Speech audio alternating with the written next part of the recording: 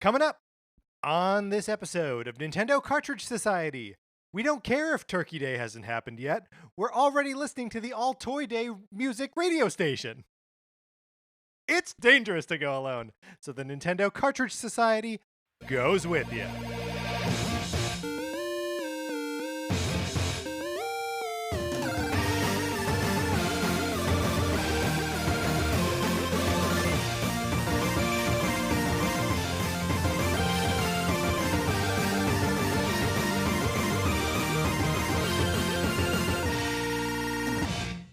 Welcome to Nintendo Cartridge Society. My name is Patrick Ellers, and I am joined, as I am always joined, by my co-host, Mark Mitchell. We've got a good show for you today. We're going to be talking about the news from the week, including the reveal of a brand new The World Ends With You game. And then on Thursday, we're going to be talking about what we have been thankful for from Nintendo this year. But in the meantime, Mark, how's it going? It's going great. I can't believe that the Toy Day decorations are already going up. I don't know about you, Patrick.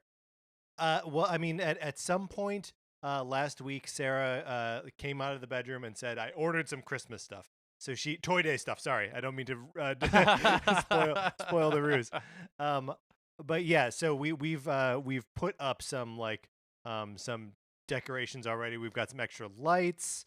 We're not to say that we are going all out, but to the extent that we are going out at all, we are doing it. We are engaging in Christmas already. I mean, longtime listeners of the show will know that I am like all in on Christmas and holiday music. So I was 100% being facetious. I feel like if there's any year to go all out on holiday cheer, this is a great one to do it. Oh yeah, I mean, well, 100%. Let's embrace joy wherever we can find it. And if that means that it has to be Christmas a little bit longer than usual, that's fine. I feel like it was Halloween longer than usual, right? I think Halloween is just slowly becoming like endless. That's true. We're sort of still in Halloween right now, Yeah. I think. Speaking of things that are virtually endless, how would you like to borrow my copy of Sonic Forces? You can, or at least you can try, by getting on the list by emailing us at Nintendo Cartridge Society at gmail.com and giving us a mailing address where we can send you my copy of Sonic Forces. Be forewarned, you may accidentally get my copy of Untitled Goose Game. You will not be warned which one you are going to get. It is intended to be sort of a prank. I'm sorry if you want to borrow Untitled Goose Game. You may not request it. This is a real luck of the draw situation here. In fact, I would say that requesting Untitled Goose Game is really like a guarantee that you will not get it. Well, I won't even go that far. This is all up to the fates. You get the game you get. But you are the fates. Do you know what? I'm not going to question it. The program is perfect. I put faith in the program. Thank you. We also had some new Apple Podcast reviews. I wanted to shout out. Thank you to Flamejoy and to Skillgannon for leaving us 5-star podcast reviews on the US Apple Podcast Store. And thank you, of course, to everybody who's left us a review. No matter where you do it, it's just Apple Podcasts is the place I check. That's right. And we appreciate it. It helps other people discover the show. So thank you to all of you who have already done it. And a special thank you to the person who's thinking about doing it right now and is actually going to follow through on it. Thank you to that person. Mark, we've got some emails that we need to address here. We got an email from Lizzie, and we were a little bit worried that maybe we'd be giving away a surprise here, but it's sorry, Lizzie, you sent in the question. We're going to answer it on the show. Well, I guess we can say that, like, if you are Lizzie's boyfriend, stop listening. Right. Or just check in with Lizzie, because maybe it's not even supposed to be a surprise. Yeah, that's a great point. Right? That's we don't a good know. point. Yeah. Okay. The email reads, Hi, Patrick and Mark. I've never been great at giving gifts, so I'm hoping you can give me some advice for this Christmas present dilemma I have found myself in. I'm getting my boyfriend a Nintendo Switch Lite for Christmas, but I can't think of what game I should get him with it. He loves to play Breath of the Wild on my Switch, but I know he wouldn't want to start all over with his own copy of the game. Do you have any recommendations for what to get, especially for a device that is handheld only and doesn't have the TV capability? To give you an idea of what he likes, he loves Mortal Kombat and is currently really into No Man's Sky and has been a big Zelda fan. Majora's Mask is his favorite. Thanks in advance, Lizzie. Lizzie, great questions, and I love the specific parameters of what are we playing on a handheld and what are we getting for this guy who likes Zelda but does not want to start all over with Breath of the Wild. Um, Mark, my first, the very first thing this said to me was Link's Awakening, baby. Yes. Um, Yeah. Yeah. mhm, 100%. I know that it's kind of a little bit of a boring answer, but sometimes those are the best answers. Additionally, agree. I think it's on sale right now in a bunch of places for Black Friday for like $40, just $20 off the usual price. That's yeah, to me that's a no-brainer. I think another no-brainer here is Dragon Quest Builders, either one or two. But two is the more polished experience, and has a very like wide open, build it up and make of it what you will sort of experience to it. Not quite like No Man's Sky, but like it feels of a similar, a similar vein, right? Of just having an enormous world to explore. But it's also like a proper RPG, a proper like action RPG. So like you don't have to worry about it being too open ended. So I would say that's a solid recommendation. And then also that Mario plus Rabbids Kingdom Battle. We always try to steer back to that one whenever we can. Is a great tactics style game with Mario and the Rabbids for some reason. It totally works and is super fun to play.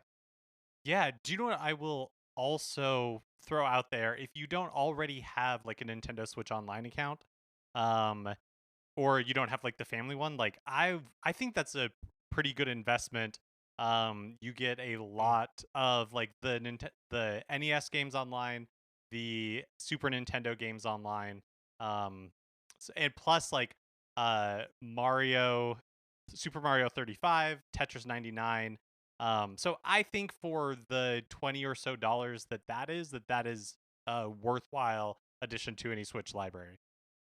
Yeah, and $20 gets you a whole year of it, which is the cheapest that you can get any like online console service. So, yeah, those are good examples. Are there any other examples of just like games that you would think would fit well here, Mark? Hmm. Or did I take them all? Your suggestions were really good. I'm going through my roll like I'm trying to think of the indie games that I bought that I would definitely recommend. I mean, I think this is not a new game, but like the Shovel Knight Treasure Trove Yeah. would be an excellent addition. And then also, of course, hard to pass up Snake Pass, right? Come on, Mark, knock it off. I know, but like obviously there are a ton of great indie games. One that is still super hot right now is of course Hades. That game rules. I can't stop playing it. Like I am now playing it to the detriment of other games that I Mm-hmm. know I want to play. And we'll talk more about that when we get into what we've been playing. But that's a bunch of suggestions from us. Mark, we have another email here from Dominic. Dominic writes in and says, "Hello. I am a new listener and have been cherry picking through episodes. I don't remember when or what episode you guys made a comment about playing Donkey Kong 3 for the podcast, and I've been looking for the episode with no avail. I grew up on the Donkey Kong 3 cabinet in my garage and was the only game system I had until I was about 10 or 12 years old. I'm currently 25. So I've always thought of it as an amazing game, but in research, few hold that same opinion. Thanks, Dominic." This is amazing.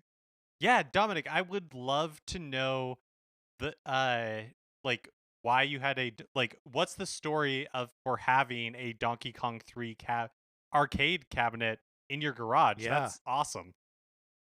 And like he's 25 now, right? Which means we're born in 1995. So like up in from 1995 to 2005, just having the Donkey Kong 3 cap. I mean, first of all, this is a good lesson in like everyone has a different experience with. It doesn't matter what year they were born. Like anyone can have a different experience with what games are in their house. And I love the idea that you had a Donkey Kong 3 cabinet. To answer the question directly, we didn't do a full episode about it, but there was a month or so where we were running a contest to see who could get the highest score in Donkey Kong 3. I don't recall. I think Lizzie Lizzie got from our previous email had the high score, totally mopped the floor with us. And Mark, you sent her a pair of socks, I believe. Yeah, that's right. But Dominic, if you want to send in your score, we can compare it against Lizzie's, and we'll see. I'm not promising another pair of socks, but like maybe if it's higher than Lizzie's. Yeah. And Dominic, our opinion of the game was not super high. So, yeah. That's right. But I also don't think our opinion of it is more negative than the sort of mean that you find on the internet. Absolutely. But yeah, I mean, I think both you and I expect a little bit more like sort of platforming and like puzzly platforming stuff in our Donkey Kong games, and Donkey Kong 3 is a shooter. But I'd love to hear the perspective of someone who really likes that game and like really wants to go to the mat for it. So Dominic, here's another way to get yourself a pair of socks. Defend Donkey Kong 3 to us. I would happily read a missive of someone who grew up with the game and absolutely loved it. Yeah, totally. And include your address, because if you send that, I will 100% send you a pair of Donkey Kong socks. Wow, put Mark on the spot. He's agreeing to deliver in socks.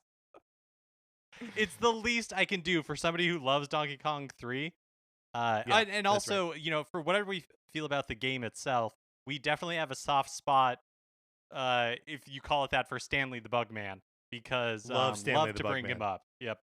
Yeah, Stanley the Bugman for Smash. I always say this. Yes, that is true. All right, let's get into what we've been playing this week.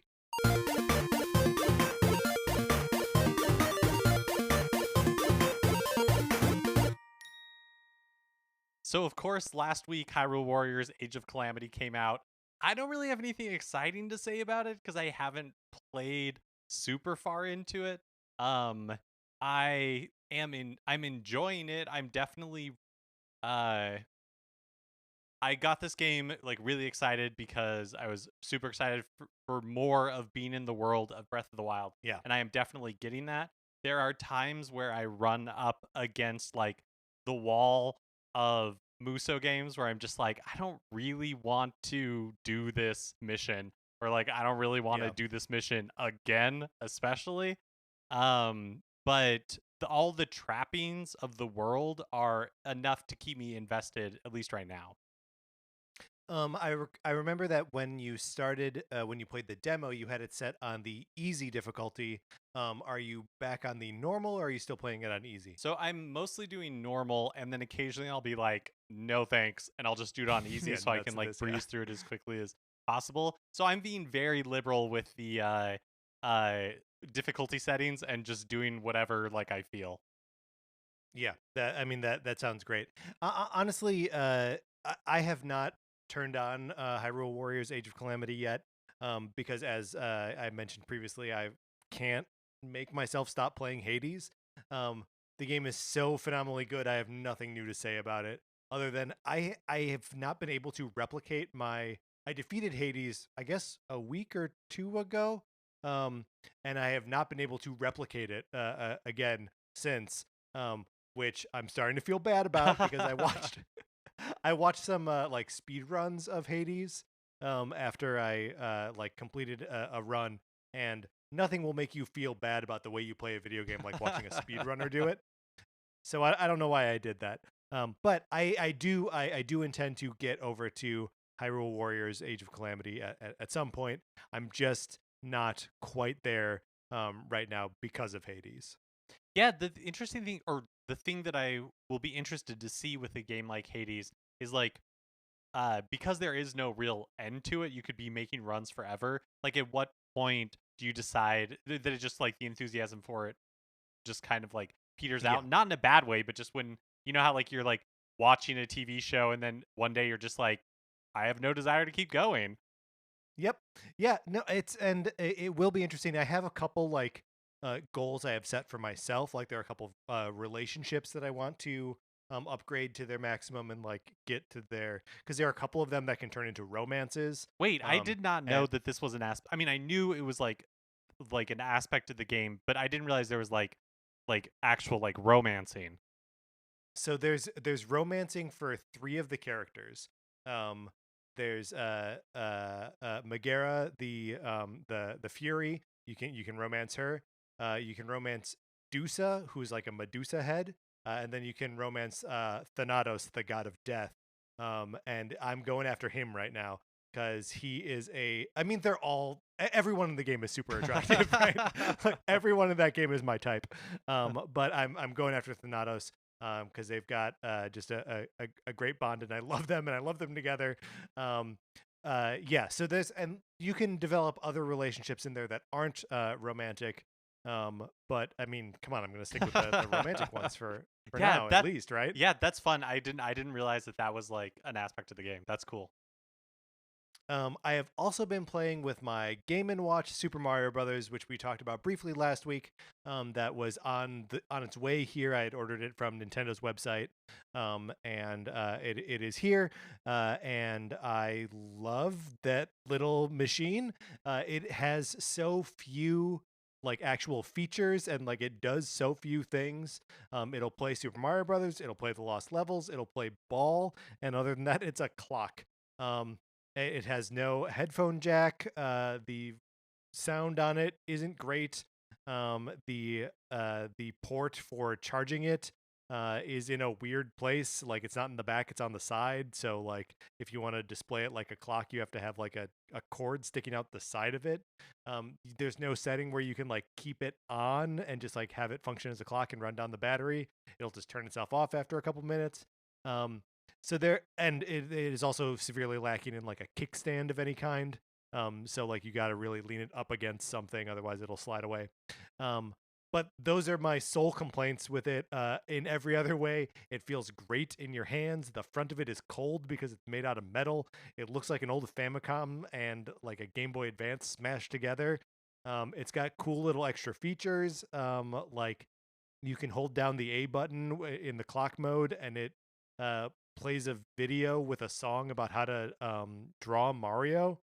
Oh, wow. Which yeah, it just weird little features. And there's a world select feature in both of the games. If you push B on the like start menu, it'll change what world you start in, and you can only access worlds that you have been to organically.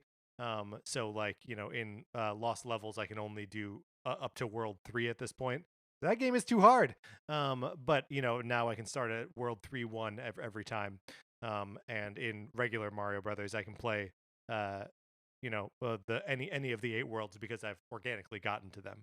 Are are these like little secret things that are hidden? Like, are you Yes. finding them organically? Are you finding some of them online? Because I think like part of the thing is there's supposed to be like 35 like little like fun surprises in the Game and Watch.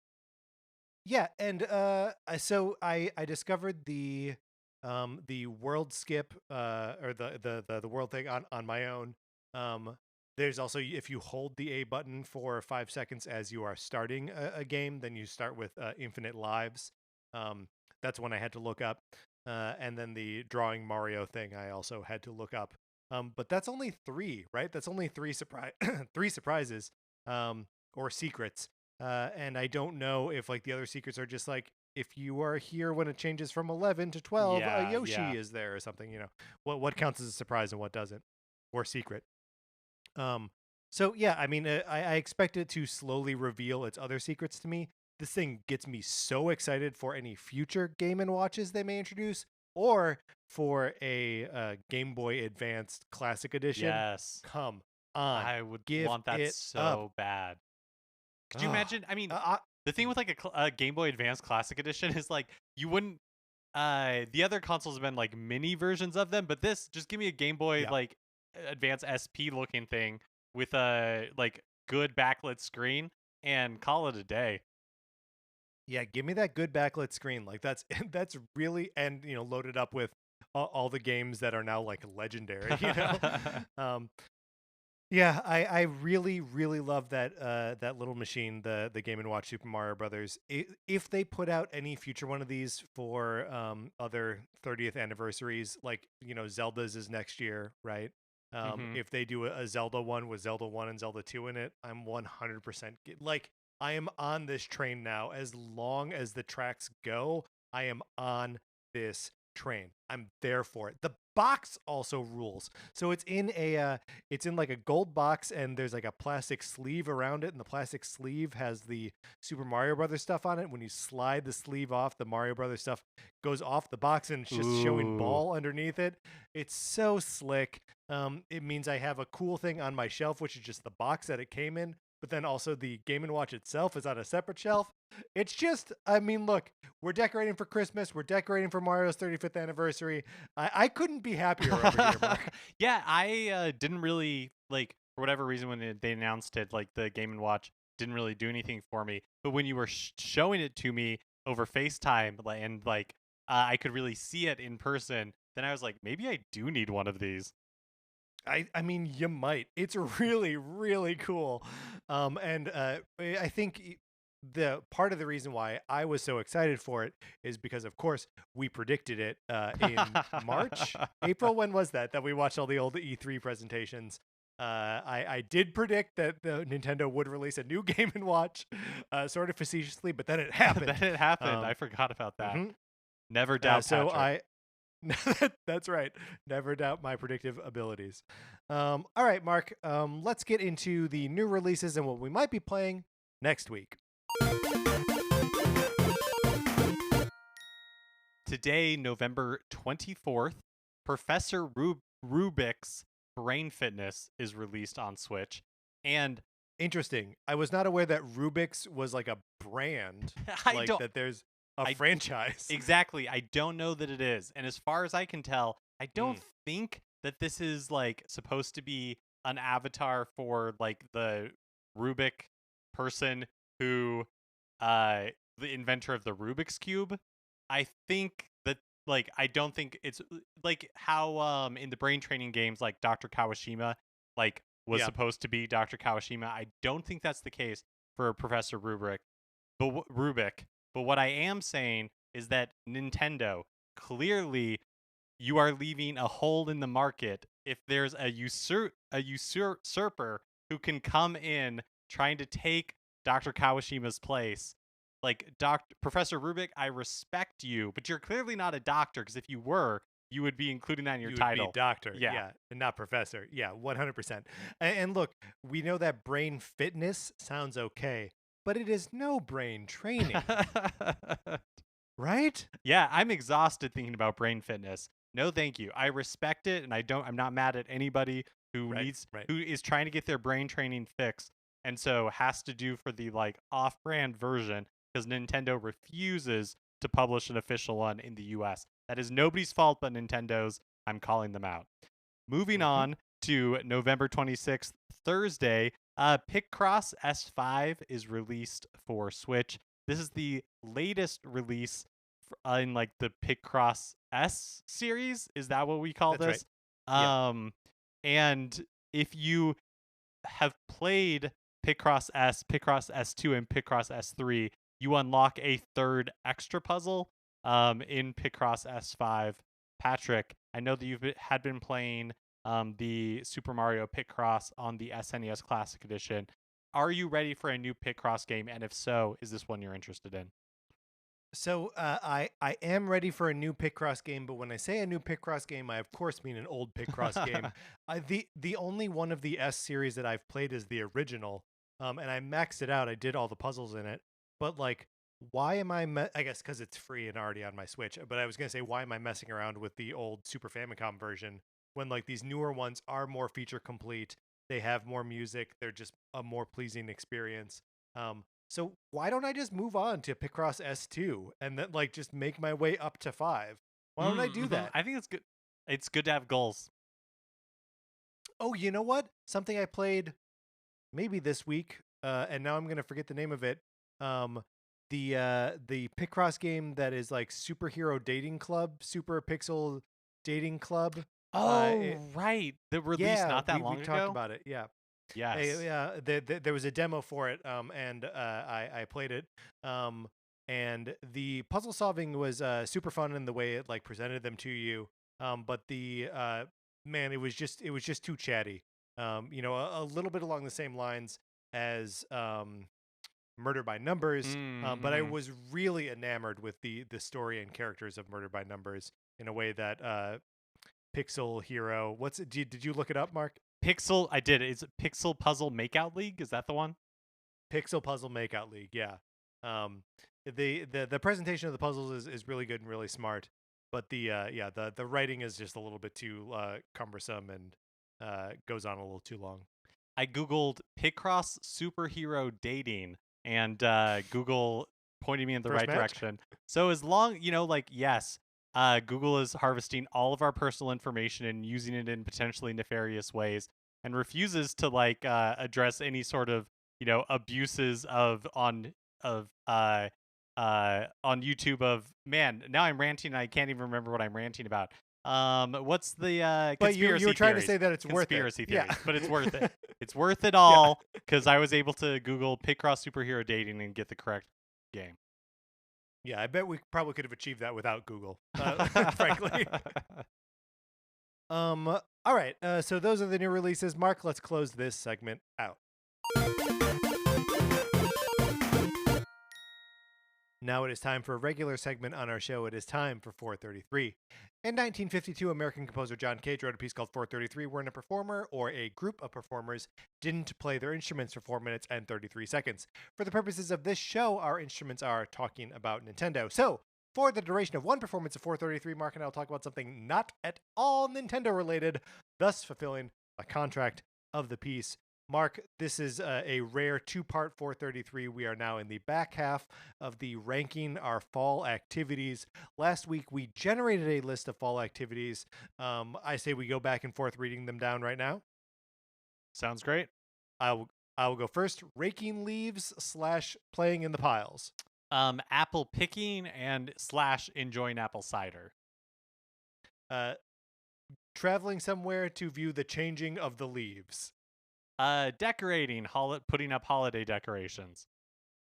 A pumpkin patch or a hayride. Baking. We just wrote heater here. I'm not sure what that is. Nope, I do not remember. Oh, I Maybe recall. I recall. Oh, setting up your heater.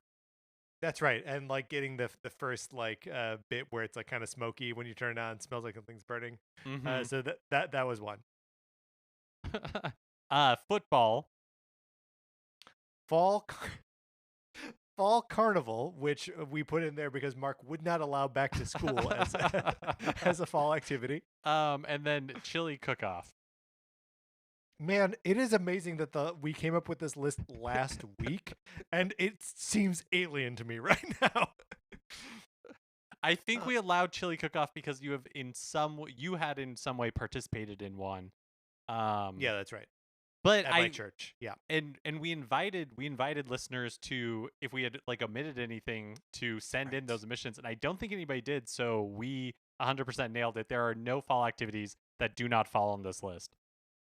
All right, very good. So, do you have any early candidates for activities on here that you really don't like, that you think should be towards the bottom of our fall activities list? Oh, I like so many of these fall activities, but I do think that football is going to fall low for me, only because, as far as participating goes, that's not really a thing that I do. I also get bummed out with the fact that I don't mind watching a football game, but that's not the way football works. Football is an all-day activity where you got to watch 8 games or something. It's insanity. But I think even worse than football is the heater, man. The heater's a real problem. It's a bad activity. It is a bad activity. I guess if you wanted to include fireplaces in with the heater, then maybe it scores a little more points. But I do think there's a difference between having to maintain a fireplace, which 100%. which is really what we're talking about when we're talking about heater, versus walking around and other people have their fires going and it smells nice. Two very different things. Yeah. Look, I love sitting by a fire, but that's not what we're talking about here. Yeah. We're talking about knocking a bird's nest out of the chimney or something, right? Flue maintenance. Yes. Yes. Ugh. On that topic, then does raking leaves and putting it into piles, does that also go towards the bottom because it is a chore activity that you have to do? Yeah, that one for whatever reason I have fonder memories of just cuz it's like the sense memory of like the kind of like autumn cold and the smell of the leaves. But we also have like viewing the changing leaves in there, and I do feel like that's probably Yeah. the better part of the leaf equation. Yeah, so and I can see them sort of being together like that. So maybe we put viewing the changing of the leaves above uh, raking slash playing in the piles, and those will go above football and setting up the heater. Yeah, I think that sounds good.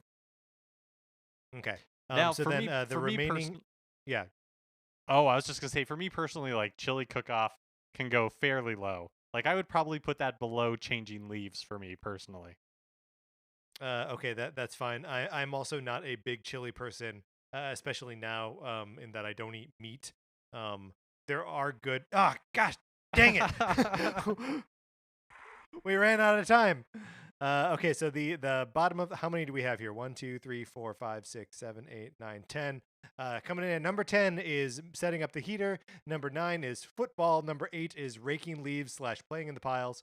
Number 7 is a chili cook-off. Number 6 is viewing the changing of the leaves. And then in a five-way tie for first place is fall carnival, baking, pumpkin patch slash hayride, holiday decorating, and apple picking slash apple cider. I can't believe Fall Carnival made it in the top 5, but there you go. it's It's the way 433 works. We were accompanied today by pianist Kyle Shaw. All right, Mark, let's get into the news. Last week, the Big House, a competitive Super Smash Bros. Group, announced Nintendo had issued a cease and desist order, effectively canceling their upcoming Super Smash Bros. Melee tournament. So, Big House's statement Yeah, reads, yeah. "No, go ahead." Oh, I was just gonna the big thing here is that this is a an online tournament that this group, the Big House, was hosting, and part of what you need to do to make an online Super Smash Brothers Melee tournament work is use a mod of the game called Slippy, Slippi, which is of course a like pirated slash hacked version of the game. And so Nintendo reached out to them and was like, "Hey, you can't do an event like a publicized event that you can't do an event with a pirated version of our game." And they were like, "But we'd like to," and Nintendo was like, "Okay, well, we'll see you in court." And they were like, "Okay, I guess we won't." um, and it's one of those very, the story is a very like, oh yeah, reasonably it makes sense that a company like Nintendo would do this, but also is like, the Big House is, this is not like a for-profit organization, uh you know um like selling copies of this thing, uh but they're just trying to organize an event for Smash players to participate in together. So it's a hard feelings on both sides kind of thing. Although I think probably more hard feelings on the Big House side. I've seen a lot in the last couple days of people being mad at Nintendo for protecting their IP in this way. But it's something that I totally get, and is sort of one of those like, yeah, this is kind of what you should expect from Nintendo. Yeah, totally. It's a complete like it's a crappy situation. It's one of those things where like if they were doing it in person, it probably wouldn't have mattered because they didn't have to use this like ad Right. hoc online solution. Um, and so yeah, like yeah, I don't. There's not really. I will say like of all the like cease and desist that Nintendo sometimes sends out, like when people do the completed, it just always sucks. Even when like you were saying, like logically, it's like yeah, I mean, I guess Nintendo like has the right to do it. Like when they're like shutting down like fan games and stuff like that. Like it, I don't know. It's always just like a little bit messy. Yeah, and there's not a straight line here, but in Nintendo's statement, after like the dust up, um, there's a little bit here where they say, we have partnered with numerous Super Smash Brothers tournaments in the past and have hosted our own online and offline tournaments for the game, and we plan to continue that support in the future. And then say, unfortunately, the upcoming Big House tournament announced plans to host an online event towards Super Smash Bros. Melee that requires the illegally copied versions of the game in conjunction with a mod called Slippy during their online event. Which that like that gets to the one end of it, but I do think that I do think that Nintendo is smart to be a little bit aggressive in trying to stop Smash Brothers tournaments and Smash Brothers organizations from proceeding without their involvement at all, especially with what we've seen through like Evo in the last year, and particularly in the Smash Brothers scene, where it has not been a particularly safe space for players that have been subjected to either like sexual advances or just other inappropriate things, that if Nintendo is like officially involved in something, that they can have a more hands-on role in trying to administer those things. But if like Nintendo cannot like participate in a version of a tournament that uses legally pirated version of their own game, so I could like it makes perfect sense to be like, okay, we're just shutting this whole thing down because we can't control it, and there is a history of these uncontrolled environments breeding negative experience for young players. So I understand that this is not exactly what this is, but it's not related, and it's not relevant. Yeah, that's interesting. I hadn't really considered like everything that was going on with the like Smash Brothers competitive community in the past year. That's a good point. Yeah, and I mean, I think that's something that all of the companies that make fighting games uh, like decided to become more plugged into after the summer and Evo shutting down. Sort of because then their brands get tied up in this really ugly thing that they had no control over. But the only reason they had no control over it is because they chose to have no control over it, right? Right. Nintendo says that they have worked with other partners in the past. They put on their own tournaments, and when they do that, then they can have control over it, and anything that happens there is partially their bad. But if they're not involved at all, then they it, it just whatever happens there happens there. They have no control. So I think that probably has something to do with it. Um, Even if they're all sort of stuck on the use of the mod Slippy as like the official excuse. Mm-hmm. On Monday, Nintendo and Square Enix announced a new The World Ends With You game called Neo: The World Ends With You.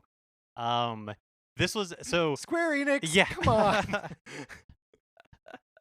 A few days before, a like countdown site had popped up on the internet for something The World Ends With You related, and I kind of like brushed it off. Like we've had a number of these pop up recently. Now I guess it makes sense, right? They were uh there was the anime that was announced that's like going to be just recapping the story of the original The World Ends With You game.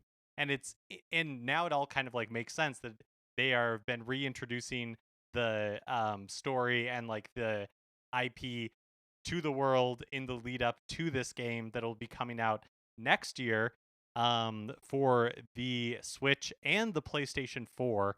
It looks to be like a fully 3D game with a lot of the same like style, setting, and characters from the original 2007 game that was originally released on the Nintendo DS.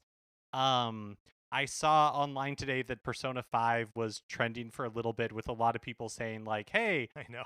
this game has a lot of similarities to Persona 5 for people It who like does. yeah, it does. It does. I know a lot of that is like the style of the original DS game, but it is funny to have that Mhm. like for most people the reference for the game that this is going to look like is like a Persona game. Yeah, I mean they both like have a elevated sense of style, and they take place in Shibuya, in Tokyo, and are feature young protagonists and like a slightly magical version of the world. Like that's the same between those two games. So yeah, naturally they're gonna look pretty similar. But yeah, I do think it's funny that like Square Enix is now like in the same like occupying a little bit that same space as Atlas. Mark, what do you make of the fact that it is coming to Switch and PS4 and not PlayStation 5? That Yeah, seem weird to you? it makes sense to me because um like the PlayStation 4 in Japan was never an enormous hit, and the Switch has been like a gigantic hit in Japan. Yep. And so Square Enix kind of gets to have their cake and eat it too, because you make Switch like the target platform, but the PlayStation 5 is backwards compatible, which like the PlayStation 4 wasn't backwards compatible with the PlayStation 3. So now you can continue to release these PlayStation 4 games like, 6 months after the PlayStation 5 is released, and there's really no barrier to entry for the people who would want to play it on a PlayStation 5. I wonder if that's going to be like a trend going forward, or sort of like a viable way to sort of milk extra sales out of Switch games, is make them available on PlayStation 4 or even on Xbox One, which is, the Series X is fully backwards compatible as well. So yeah, to just like aim for the Switch and then like throw it on the other systems, without having to make them like next gen titles.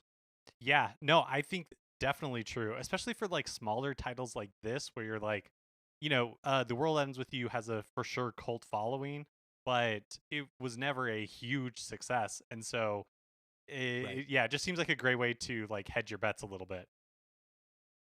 And so Um, hmm. that is coming sometime next year. We don't know for sure. Seems to be summer 2021, but I'm sure we'll learn more in the next few months.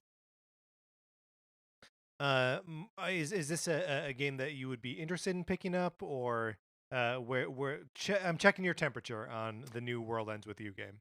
I feel like I've got to play the first one, right? I mean, do you? You could just watch the anime.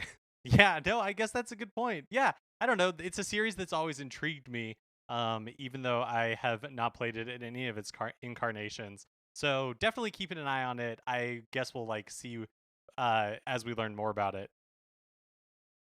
Yeah, I gotta say that from I played the original on the DS and liked it.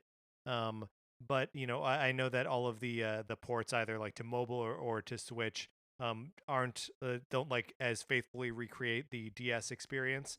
Again, Nintendo locking all these dual screen experiences on generations that we are just blowing past now. Um, but there's something about the way this game looks that doesn't feel quite as um not quite as cohesive as the Mm, original. Like the sort of jump into a fully 3D environment makes it look a little cheap to me. Um, there's always time for it not to actually be that. But right now, I'm keeping my excitement level for it like nice and like right on the surface. If I see something really cool, then maybe I'll dive a little deeper. But right now, I'm staying in the shallow end here. yeah, I think that makes sense. Last week, Nintendo detailed the next update coming to Animal Crossing New Horizons, including the next two big holidays, Turkey Day, which is the Animal Crossing equivalent of Thanksgiving, and Toy Day, the Animal Crossing equivalent of Christmas. They released this trailer on the 17th of November, and a lot of it went into effect just 2 days later on the 19th. Included in the Let's talk about that first. yeah, Let's talk about that release strategy, because I find this really interesting. Previous updates we've known about for a couple weeks before they go into effect, and I wonder if there was a period where they were like, yeah, it's good to tease this stuff ahead of time and like get people excited about coming back to Animal Crossing. And I wonder if now they're just like, the people who are still playing, who are still engaged, they'll find out when they find out, and they'll be happy whenever it happens. I also wonder if some of it is just purely about like the timing, because you had like the fall update with the Halloween stuff, Sure. and then like there really wasn't that much time, right? It was just a couple of weeks for like Yeah. the fall True. update to end, and then like it to transition to the holiday one. Whereas I feel like with the other ones, which have been much more like season based, that there were like weeks would go by and then they would reveal the new piece. Yeah. That makes perfect sense too. Included in the update are 9 new reactions, including sitting, yoga, exercising. Basically, like a lot of the things that your neighbors like already do, but you didn't have access to. You will now be able to do as well. This is super exciting. You can smell flowers now, You know how like you would see your neighbors walking around and they would stop at flowers and smell them? You can smell whatever you want now. Also the little like icon for sitting, doing the reaction sitting is adorable.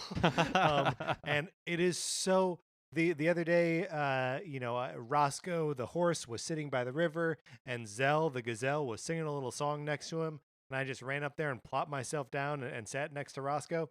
It was great. I loved it. These new reactions are great. There's also some new hip hairstyles, including some black hairstyles that have been notably absent from the game up to this point. There's Yeah, cool to see those hairstyles in there. increased home storage up to 2,400 slots. In order to access the new storage, you have to pay off your fully upgraded home first. Yeah. Yep. And then finally, save file transfers are fully available with this update, which is a feature that, of course, has been a long time on people's wish list. And Nintendo, started doing a little bit of it with the cloud saves, but like this is really the step that everybody was looking for. Yeah, but before they were doing a thing where you could like back up your island and they could retrieve it if it was like if your Switch was lost or stolen or something or broken. But otherwise, you were sort of there was no like elective transfers. It had to be like a necessary thing. Yeah. With Monster Hunter Stories 2 coming to Switch next year, there was some speculation that the original from the Nintendo 3DS might be making its way to the platform as well. However, Capcom's However, Capcom's Ryozo Sugimoto put that rumor to bed very quickly in an interview with Game Reactor. He said, quote, "There are no plans at the moment to bring the original Monster Hunter Stories to the Nintendo Switch. But if anyone is worried that they need to catch up on the story because it's directly related or that they won't understand to enjoy the new game, I can put that fear to rest because there's a brand new protagonist and a new storyline." Again, I don't know if this is exactly this, but Nintendo locking a bunch of games on old dual screen hardware. I think it's fine. I think they're just moving past Monster Hunter Stories to Monster Hunter Stories 2, and that's it. No looking back, only looking forward. Old games are a thing of the past. We're only playing new games now. With the release of Hyrule Warriors, Age of Calamity, Zelda producer Eiji Aonuma and Age of Calamity producer Yosuke Hayashi spoke with IGN about the future of the Hyrule Warrior series and Zelda spin-offs in general. On the topic of making more Hyrule Warriors, Aonuma said, quote, "I do think circumstances could align like this again, but I don't think we're expecting this to become a series.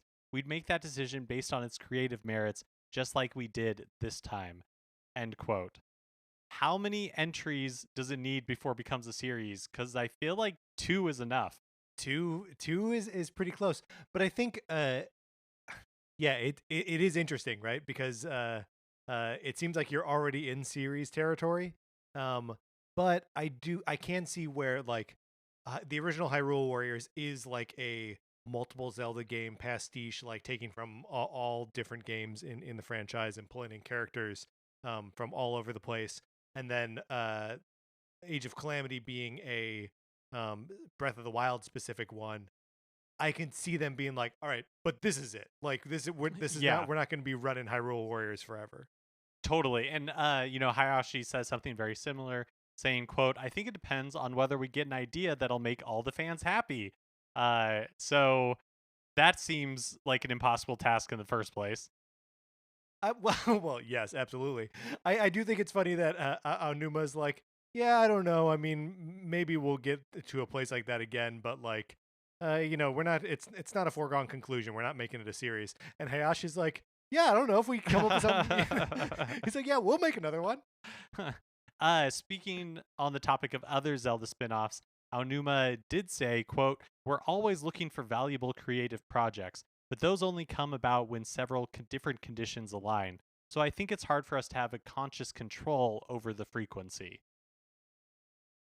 Again, Aonuma having a little bit more of a guarded, like, we'll give you more Zelda when we give you more Zelda. Right. which I think is smart. Like I think they're smart to be protective of that brand. Yeah, and it's interesting. Like, I wonder, and then maybe there was like an interview on it or something that I missed, but I would just be curious to know like how the Cadence of Hyrule like one came Yeah. to be, and if that was something that like Nintendo of America facilitated, if it was something that they worked with like Japan on. Um, yeah, but it is interesting to see like you wouldn't necessarily think that like a Muso game and a like rhythm game would be the most prominent like Zelda spin-offs of the past few years. Right. Well, I mean, but I mean, remember that Zelda spin-offs can be anything, up to and including crossbow training. Yeah, So one of the best-selling Zelda games. which a point we love to reiterate anytime crossbow training comes up. Finally, back in July, a copy of Super Mario Brothers sold for a record-setting $114,000 via heritage auctions, but that record was broken this week by a sealed copy of Super Mario Brothers 3 selling for $156,000.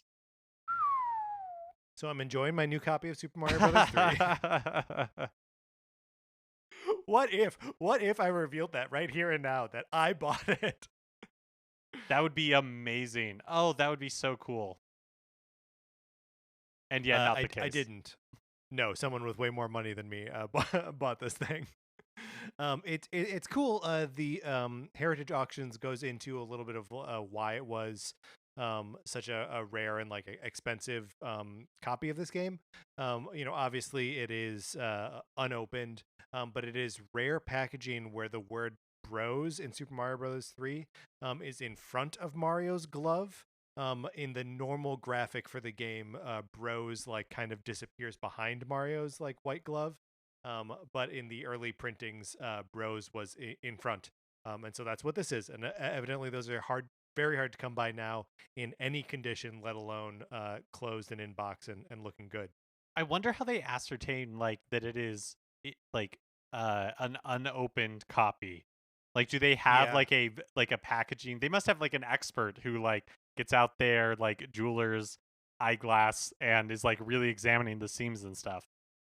Yeah, because like it's not hard to shrink wrap something. Like you just Right, need the shrinking plastic and like a hair dryer. Like it's not hard to do. Yeah, Mark, what is the most you would ever pay for a copy of Super Mario Brothers 3? Oh man. Okay, let's say that there's a scenario that like it is not available in any other form, but somebody has like a cartridge and I have an NES. $100. I'll say $100. I would pay $100. Yeah. If that was the only way to play it? If that was the only way to play it, I would do that, yes. So this copy sold for 1,560 times what you would be willing to pay for it. Yeah, and I'm intending to play it. This person clearly is not. Yeah, but just actually, gonna keep it in that box. But I mean, that like my answer is like true to the like to the point that if Nintendo was like, we're revoking all copies of Super Mario Brothers 3, but like you can pay us $100 and we'll let you rent it online. I'm sure there are times in my life where I would pay $100 for it, where I'd be like, man, I really got to play Super Mario Brothers 3. Let me now pay $100 for that privilege. Yeah, I mean, and also if they were to put out a Super Mario Brothers 3 Game & Watch, which was exactly like the Game & Watch I currently have, except it had Super Mario Brothers 3 on it. Yeah, I'd pay $100. I'd pay $100 for that. Right now. Yeah. In the current world. Oof. Let's not give him ideas, Patrick. No, because $50. Yeah. All right, Mark, let's get out of the news. All right, that is going to do it for this episode of Nintendo Cartridge Society. Remember, please rate, review, subscribe on Apple Podcasts. If you like the episode, you should share it on Facebook or Twitter or wherever you share stuff. It helps us out when you do. On Twitter, you can follow us. I'm at Patrick_Ellers.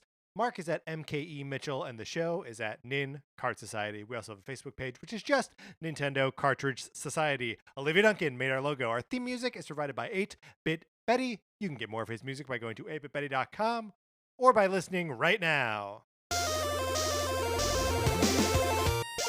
From my co-host, Mark Mitchell, this is Patrick Eller saying I would pay $156,000 for a copy of Donkey Kong 3 in my garage. 100%. Thank you for listening.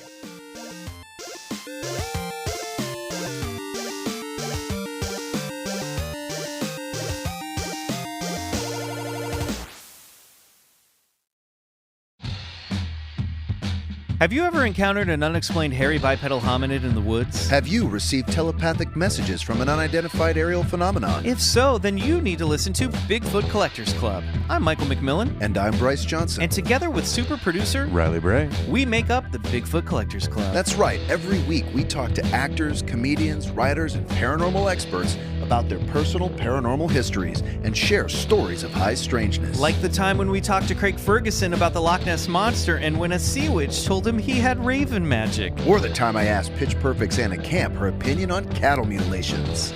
Past guests have included Rachel Bloom, Jen Kirkman, Paul F. Tompkins, Bobcat Goldthwait, and more. So if you've ever been abducted alongside 5 reindeer by an alien with drills for hands or witnessed Bigfoot crawl out of an interdimensional portal, Don't laugh, happens all the time. then check out Bigfoot Collectors Club on Campfire Media or wherever you get your podcasts. Bigfoot Collectors Club. You're here to believe us. wait, is that how it goes?